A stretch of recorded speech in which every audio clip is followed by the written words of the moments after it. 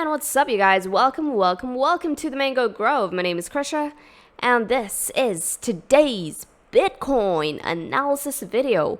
Unfortunately, I do not have Sean next to me today. I wish I did. But he's, he squatted today, so he's a bit tapped out.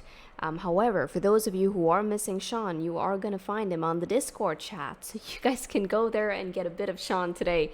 However, not much has really changed on Bitcoin's chart. As you can see, we did see a bit of a rally to the upside yesterday. However, we did see an immediate sell-off at the beginning of, well, today. Like, look at this ugly ass candle. That doesn't even have a wick to the top. And a wick, you know, the shadow, essentially tells you that, hey, as soon as this candle started, there were people who actually came in to buy Bitcoin. The fact that we didn't even see a wick there tells me that there were no buy bids on the freaking book, right? So that's a pretty intensely bearish candle for Bitcoin. That said, it is still holding that FVG level that we have been talking about since last week. So not much has changed in terms of support and in terms of the squeeze zone. However, in today's video, I want to go over something very specific, particularly on the 2-day time frame. There is this one event in Bitcoin's history that takes place once every bull run. So as many of you guys know, Bitcoin has had a series of bull runs, right? On every cycle, of course, is a bull run. There's a bear market. However, in every bull run, there was this one event that takes place, but only takes place once. And we are very, very, very, very, very close to triggering this one event again. Okay, so we're going to be going over that today. However, before I jump into the juice of that, I also want to bring up a bit of housekeeping. Now, over the past 1 week, Sean has, given you guys a lot of golden nuggets, specifically for those of you in the Mango Seed program. There is a brand new module on here that you guys need to freaking watch. Like, he released one more video on this module. So this is module 14, Mango Tactics and Execution.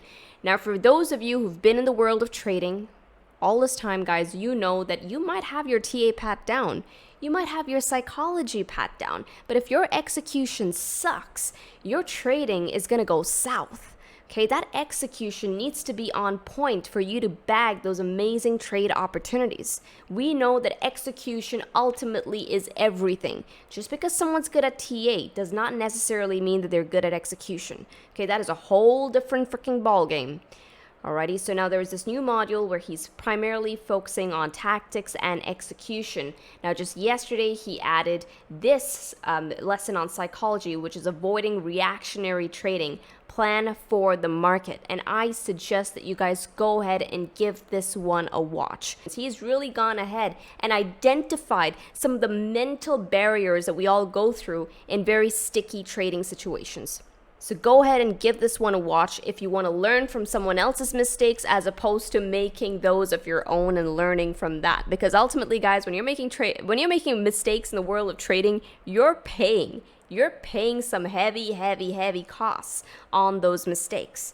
Now, these are all the tiny nuggets of execution that nobody talks about, but now Sean has put this out here for all of you guys to watch.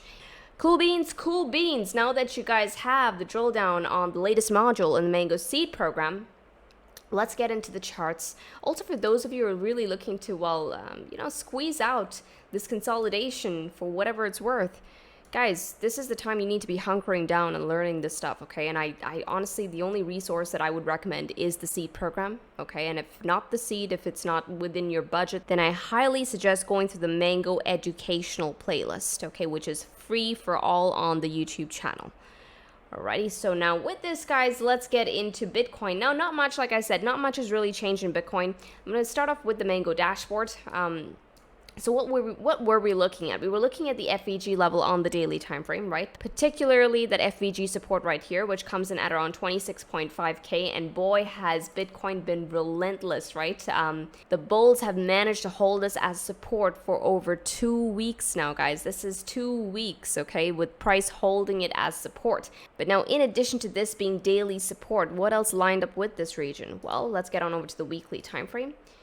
Okay, and let's turn on our 200 simple moving average. Okay, and you can see that the 200 simple moving average is also sort of inching up there all the way to meet that FVG support level at 26.6K. But not just that, guys. Look at the squeeze zone, right? I mean, we have the 200 simple. Yeah, sure. Good thing, right? We have a weekly FVG also lining up with the daily FVG right there. So there's confluence on the weekly and the daily FVG. But in addition to that, guys, notice where the 10 simple moving average is coming in at $28,000. So we can actually go ahead and draw out a range for ourselves. So Bitcoin right now, okay, the only thing you need to know about this is that it is range bound. Okay, it is range bound. This is the range. If we break this to the upside, I'm saying Bitcoin goes up from there. Okay, I'll be looking for continuation to the upside as soon as we take out that weekly 10 simple moving average. If we start closing candles underneath that 200 simple moving average, I'm saying down we come, all the way down to the bottom of this FVG level, which comes in at around 22.6K. I think it's going to be around this region right here, it's going to be an entire range that comes down to 25K all the way down to 22.6K. Okay, because 25K, as you guys can see right here, let me just pan this. Okay, this was also a very, very important region of support. So I'm just going to draw a smack in a horizontal line right there. So you can see price actually held it as resistance on 2 attempts. This was August 8, 2022, 3 attempts, sorry. And this was Jan 23rd, 2023, as well as Feb 20th, 2023, until we actually managed to break it. Okay, so I'll be looking for a stop at 24,000, then coming all the way down to 22.6K. Alrighty, so nothing much has changed in terms of Bitcoin's immediate price action. I'm still not taking trades here until we find some clarity from either the bulls or the bears. Alrighty, so now with this, let's get into the 2-day chart, because I told you earlier that I'm 5-spotted something on the 2-day time frame, which only happens once every bull run. And what is that one sort of what is that one signal that goes off once every bull run? And that, my friends, is the golden cross. Okay, the golden cross is a very, very, very important cross, and it must not be ignored. All right, so let's get on over to the 2-day time frame. I'm on the index chart, by the way. It gives me the most information for Bitcoin. Now I got data spanning all the way back to 2009. Not bad, eh? But anywho, this was the first bear market that Bitcoin actually had, which was 2011. Okay, and you'll notice right here, Bitcoin had a golden cross once. Okay, saw a pullback into the entire region, consolidated around the 55 EMA and the 200 exponential moving average. But that said, while it consolidated there, those lines never crossed bearish again. They just flatlined and they went parallel to each other. Okay, so it only happened once. We crossed bullish once and that stayed until Bitcoin saw a pickup on that 55 exponential and then rally to the upside, basically initiating the rest of the markup phase for the bull run of 2013. Alrighty, so now this was that bull run, taking us all the way up to this region right here, which was $272, back down to the 55, back up to $1,200. Now the next bear market, which was this right here, this was the bear market of 2015. Notice where we got the 2-day golden cross at. We got it right here. Once again, price pulled back into the golden cross, alrighty, but that was the only time we crossed bullish. Right after that, guys, there was no cross. Okay, it only crosses once. Just like in the previous bull market, it only crossed once and then rallied to the upside, off to the races, right? Now this is the second time. This is the bull market of 2015, only crossed once. Okay, we got a pullback into the cross and then consolidation, rally to the upside. But also notice how price never really closed underneath those levels again, right? The 55 or the 200 exponential moving average. Even if it did close under, it was a slight deviation within that range. So once again, guys, golden cross right here, off to the races, taking us all the way up to the highs at around $20,000. Now this was the bear market of 2018. Okay, we got one golden cross right here, pull back into the 55 exponential, not exactly into the 55, but I remember this being like a 20% move to the downside. We were playing Bitcoin quite aggressively back then. Yeah, it was around 17% to the downside, and then rally to the upside, taking us all the way back up to $14,000. Now, this was that intermediate downtrend within the macro cycle, right? Because this is when we were actually getting to that entire COVID phase. Now, this is the first time that we actually crossed on COVID. We crossed bearish on COVID, only for the rally to then undo that cross. However, that said, this was an outlier event, okay? I think that's very, very important to note. When you find black swan events that happen in the economy, in the world, on a particular asset, that should be noted. So this was a black swan event within the entire cycle. Alrighty. However, nonetheless, we got the cross, pull back into the 55 exponential moving average off to the races, all the way up to $63,000. Now, of course, guys, these things take time, right? This is the 2-day chart that we're looking at. So there's a lot of, this took, what, at least 2 years, if not more, right? We got the cross right here. Like, how long did this take?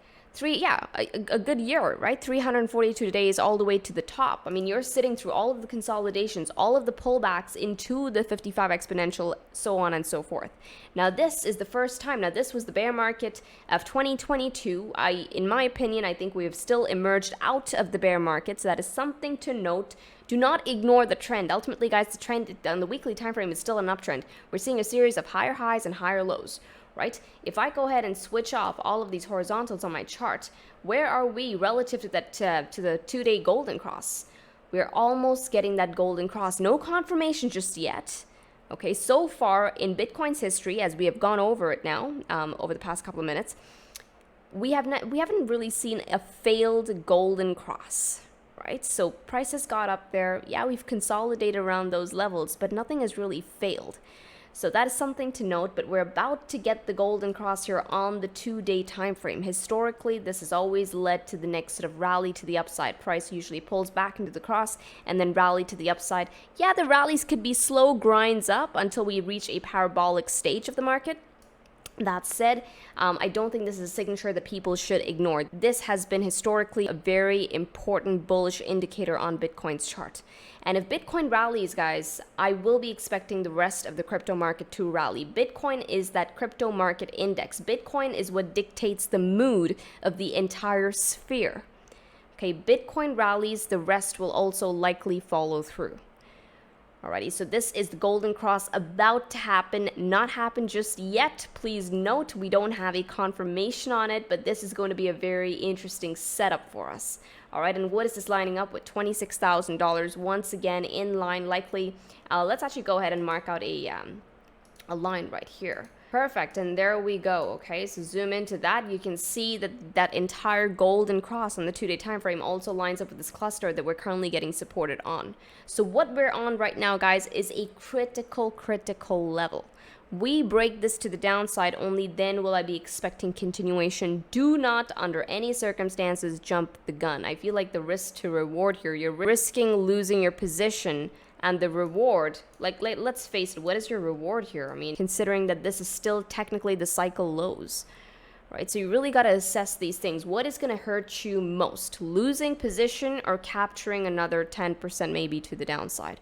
Like, ask yourself these very, very critical questions in terms of your entire portfolio, because that's essentially what you're dealing with here, right?